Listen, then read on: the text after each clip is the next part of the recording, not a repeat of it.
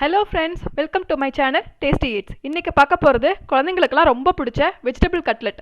அதை எப்படி செய்யலாம், அதற்கு தேவையான பொருட்கள் என்னென்னு பார்க்கலாம் வாங்க.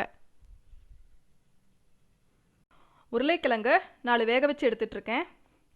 பெரிய வெங்காயம் 1 இது மாதிரி நல்லா பொடியாக நறுக்கிக்கோங்க. பீன்ஸ் கொஞ்சமாக கட் பண்ணி எடுத்துகிட்ருக்கேன். கேரட் துருவி எடுத்துக்கோங்க, ஒரு 2 கேரட்.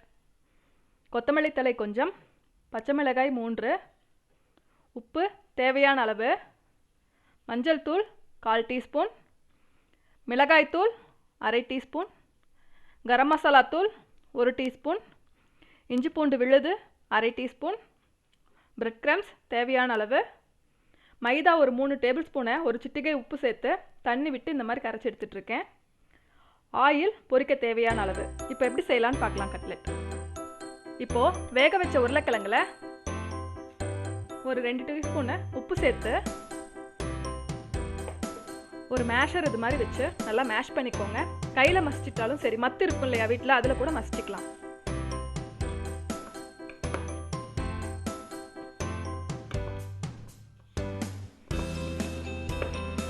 உருளைக்கிழங்க இது மாதிரி கட்டி இல்லாமல் நல்லா மசிச்சு எடுத்து வச்சுக்கலாம்.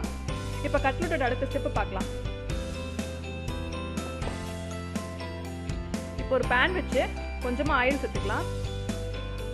ஆயில் சூடான உடனே வெங்காயம்,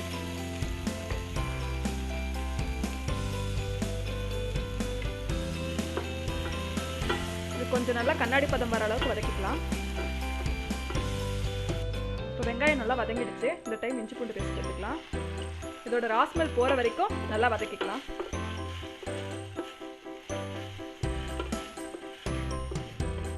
இப்போது இஞ்சி பூண்டு பேஸ்ட்டோட ராஸ்மெல் எல்லாம் போயிடுச்சு. இந்த டைம் பீன்ஸு, கேரட், பச்சை மிளகாய் சேர்த்துக்கலாம். நல்லா வெஜிடபிள்ஸ் குக்கார அளவுக்கு நல்லா வதக்கிக்கோங்க. வெஜிடபிள்ஸ் குக் ஆகிடுச்சு. இப்போ கொஞ்சம் உப்பு சேர்த்துக்கலாம்.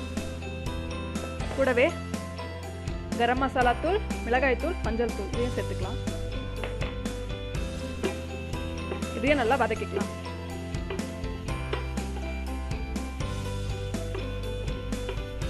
இதுக்கு தண்ணியெல்லாம் சேர்க்க வேணாம். இந்த மசாலா இப்படியே நல்லா குக் ஆனதுக்கப்புறம் கொத்தமல்லி தழை சேர்த்து ஸ்டவ் ஆஃப் பண்ணிடலாம். இந்த மிக்சரை நம்ம உருளைக்கிழங்கு மசிச்சு வச்சுருக்கோம் இல்லையா, அதோட கலந்து நல்லா மிக்ஸ் பண்ணிக்கணும். இப்போது உருளைக்கிழங்கு மசிச்சு வச்சதோட இந்த மசாலாவை சேர்த்துக்கலாம்.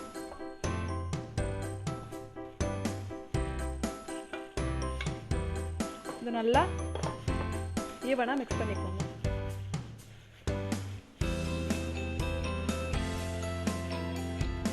இப்போ வெஜிடபிள்ஸ்லாம் நல்லா ஈவனாக மிக்ஸ் பண்ணிட்டோம்.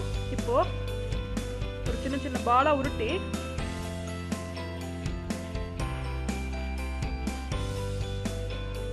கட்லெட் ஷேப்க்கு நமக்கு என்ன ஷேப் வேணுமோ அந்த மாதிரி ஷேப்க்கு பண்ணி ஒரு தட்டில் எடுத்து வச்சுக்கலாம். இதே மாதிரி எல்லா மிக்சரையும் செஞ்சுக்கலாம்.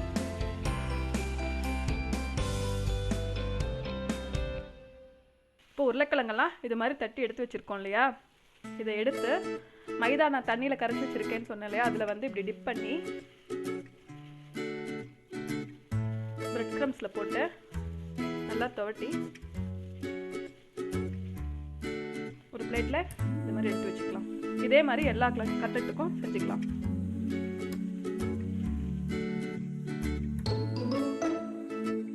இப்போ எல்லாமே பிரெட் கிரம்ஸில் கோட் பண்ணி எடுத்துட்டோம். இப்போ இதை ஆயிலில் பொரிச்சு எடுக்கலாம் வாங்க.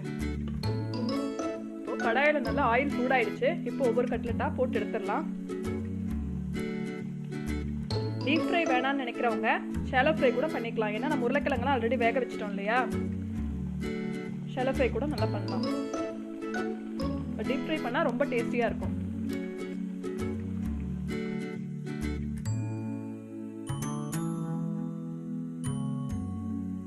கட்லெட்லாம் நல்லா ஃப்ரை ஆகிடுச்சு, எடுத்துடலாம்.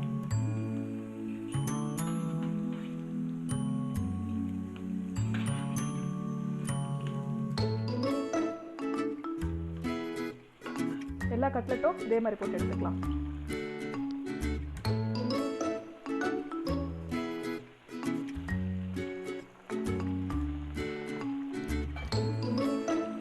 கட்லெட் ரெடி ஆயிடுச்சு, எடுத்துக்கலாம்.